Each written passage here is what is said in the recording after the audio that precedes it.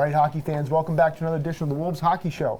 We bring you weekly highlights, clips, news, information, and much more on what's going on in the Wolves program. I have back with me Carson Gates, fresh off the news that Wayne Simmonds been traded from the Devils to the Buffalo Sabres. Welcome aboard, Carson. Thanks for having me back, Coach. Yeah, you know, it's a big addition when Carson comes in the room, coming in hot with his hot takes each week. Yeah, I've actually had to close down my P.O. box after the last time of all the fan mail I've been receiving from the Lakes region. Absolutely. Now tell me, Carson, all the teams were in action last weekend. What happened with the U14s? U14s had one game down in Concord where they beat the Concord Capitals by a score of 5-1. But what happened with the U16 team? Before we get to the 16s, we're going to show some clips of the U14s right now. Here's some game action on Sunday. Great move by Evan Guerin. Slides it over back door. Zach Spikuza with the finish.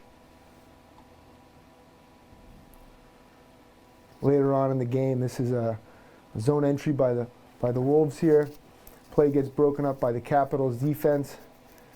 Capitals player makes a nice move, but Brody Rollins bails him out. Great save there by Wolves netminder Brody Rollins. And here's later in the game. Wolves get the puck to the net. Ben Libby working hard in front. Smacks home a rebound. Wolves go on to win 5-1. So the 14s are really gearing up here. They're about a week and a half out from their NEPHL playoffs.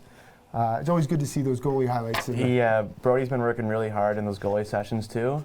Talking about the 16 team, Coach. 16s wrapped up their season this weekend. I looked over their numbers. They finished their first year as an expansion organization with a winning record, and it's really been a positive season all year. They were playing down in different rinks throughout New Hampshire in the Tier 1 playoffs, and we're going to show you some clips of those games right now. Here's a clip in Game 1 against Samang Academy of Quebec. Jake Marcoux, who's from Plymouth, New Hampshire, makes a great move on the Samang goaltender. Wolves would win this game 6-3. Later in that same game, Wolves have to kill a penalty, and netminder Cam Reardon makes 2 or 3 great saves to preserve the win for him. Wolves would go on to lose in the playoffs, but it was a great season.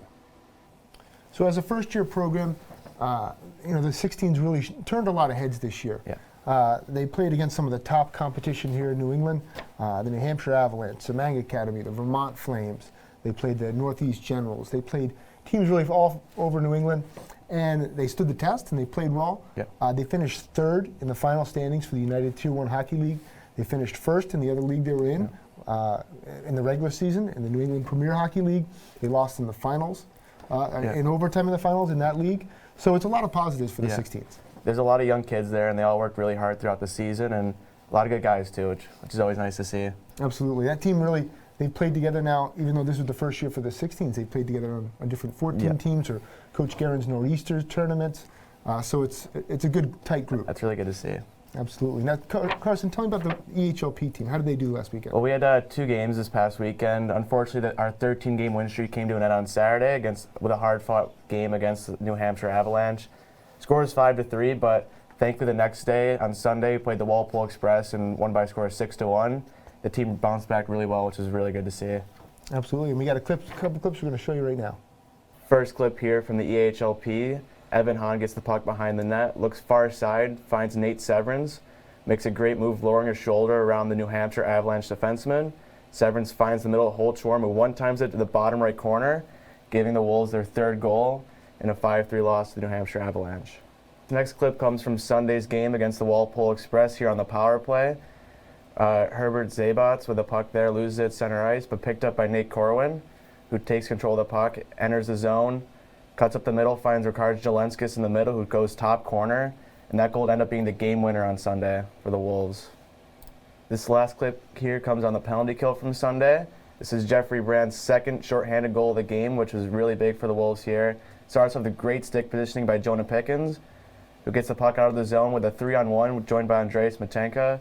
Pass back door, scored by Jeffrey Brand, and it was the 2nd of the game, which is really big for the Wolves to make it a 6-1 win on Sunday. Great clips there by the EHLP team. Carson, in your opinion, who played really well this weekend? I thought, especially on Sunday, the whole defensive corps played really well, and you saw in the clip Jeffrey Brand scoring 2 shorthanded goals. But I think, especially on Sunday, you can name a lot of guys on that P team who had an outstanding game. Yeah. The biggest thing with me, too, is, that team has had a lot of success in the last 2-3 months. Yeah. We've won 24 of our last 28 games, and they had a great response on Sunday Yeah. to a setback on Saturday. And that's how you really kind of tell if the team really wants it. If they're going to play better after maybe one of their worst performances of the year. Especially earlier in the season, if we lost one game, it was never just one. It was always 2 or 3. For beginning of the season was 5 losses, but now one loss, back at it Sunday, and win by 5 goals, which was, I thought, really impressive. Absolutely. Talk to me about the EHL team, Coach. The EHL team only had one game this weekend. They won 3-1. Yep. They played the Walpole Express, opposite of us. Instead of coming to Laconia, they went down to Walpole, and they won that game 3-1. And we got some clips right now. So early in the second period, down in Walpole, the game right now is 0-0. Wolves forward Sam Willman has an opportunity on the penalty shot that he worked hard to draw. He comes in with good speed, head up, ready to make a play, and fires off a quick wrister for the 1-0 lead. This is later in the game.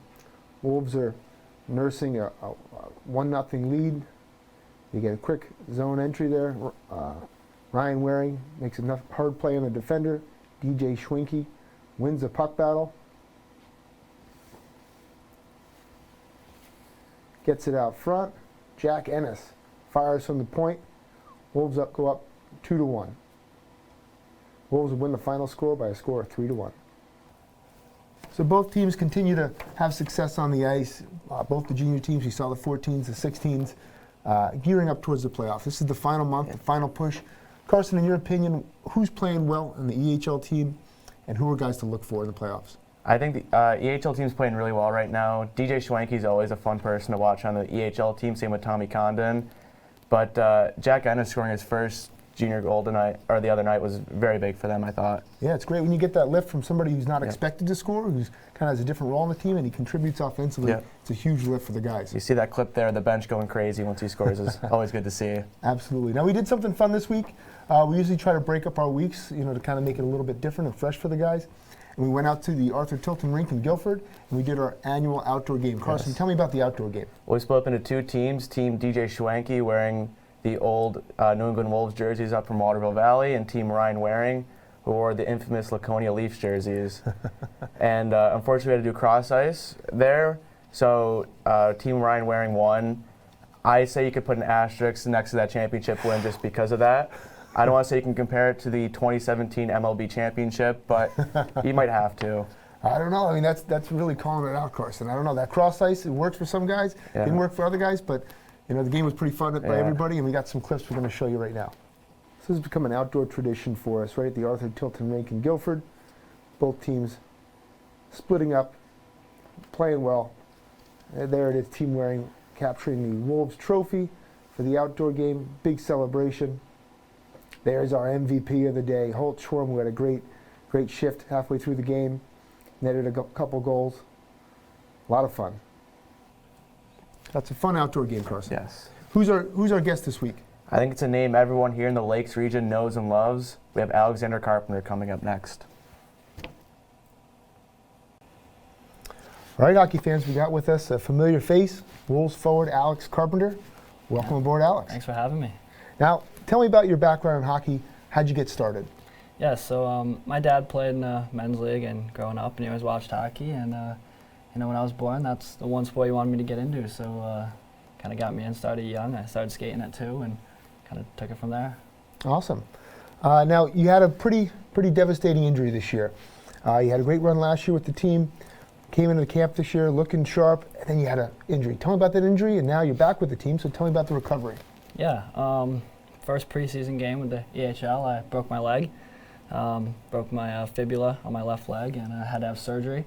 Had to have a metal plate and 2 screws put in, and then when they were in the surgery, they found out my ankle was kind of flopping a little bit, so they had to put a steel cable and drill through my tibula as well. So that's what made the recovery longer than just a clean break. But rehabbing, went well, and now I'm back with the team. It's good to be with the boys again. Good. Well, you've made an immediate impact. His first game back, he scored 2 goals, including the OT winner against the Connecticut Chiefs just 2 weeks ago. So it's good to have you back, Carb, that's for sure. Thank you. Now tell me about, what are your long-term goals? What do you want to study when you get into school? what are you looking to do with your hockey career and beyond? Yeah, I'd like to play hockey as long as I can, so whatever comes from that. But as far as school-wise, I'd like to, especially after the people that have helped me in recovery and everything, I'd like to maybe go into something with helping athletes and injuries and trying to help them mentally as well as physically get back to the game and dealing with their injury process. Awesome. Now, you were a real integral part of that 2018-19 EHLP championship team.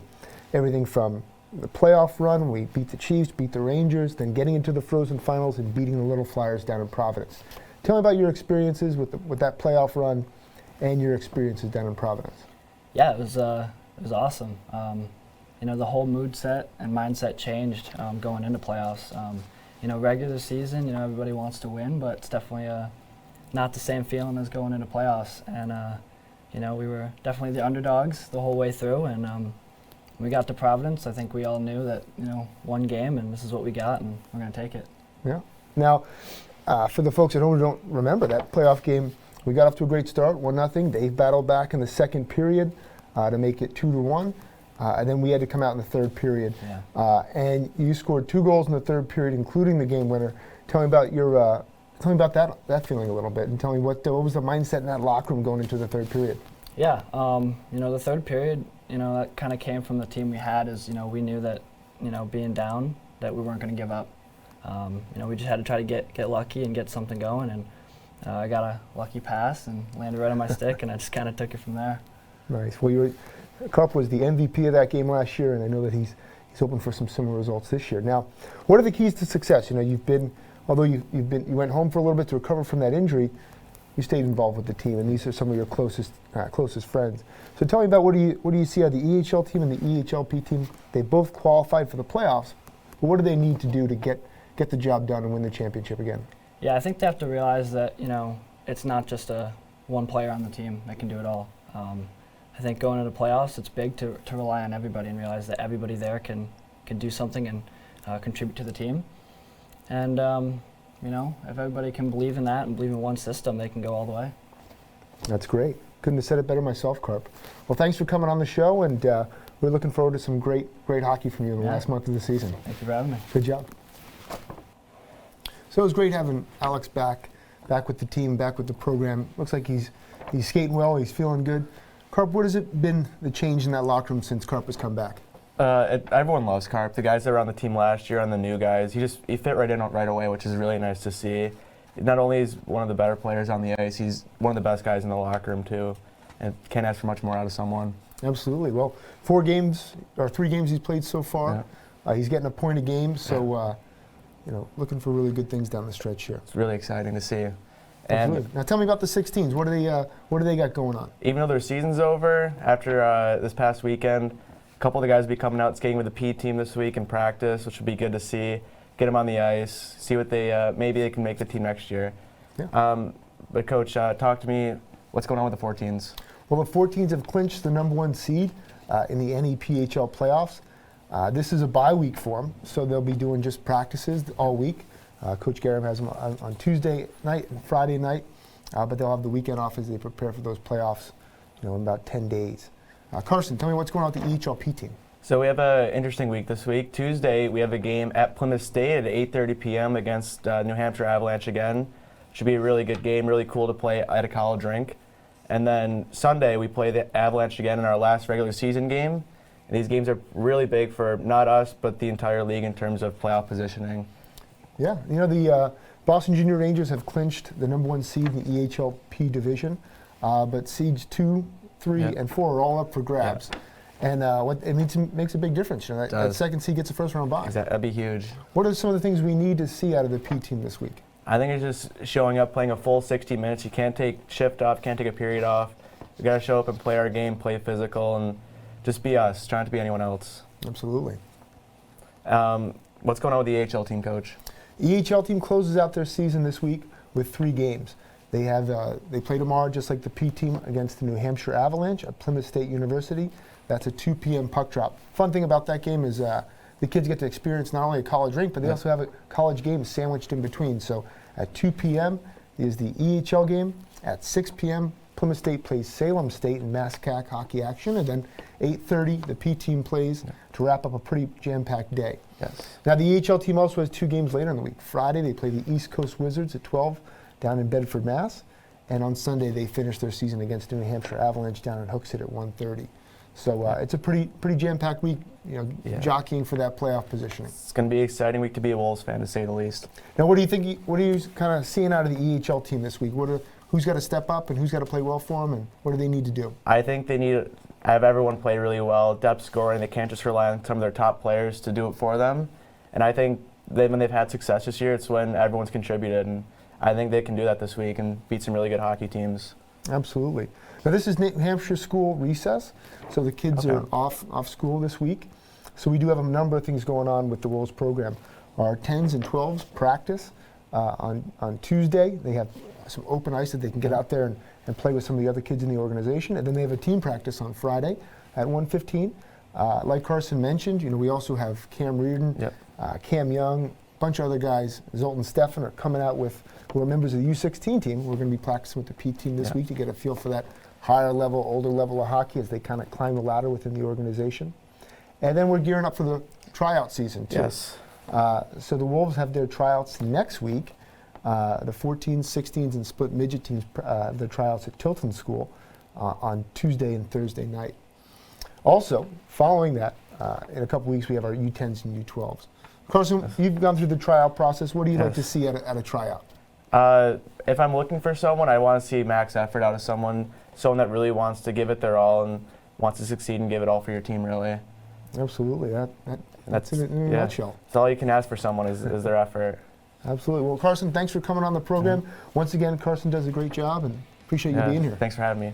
All right. For more information on the Wolves program, go check out our website, www.ne-wolveshockey.com.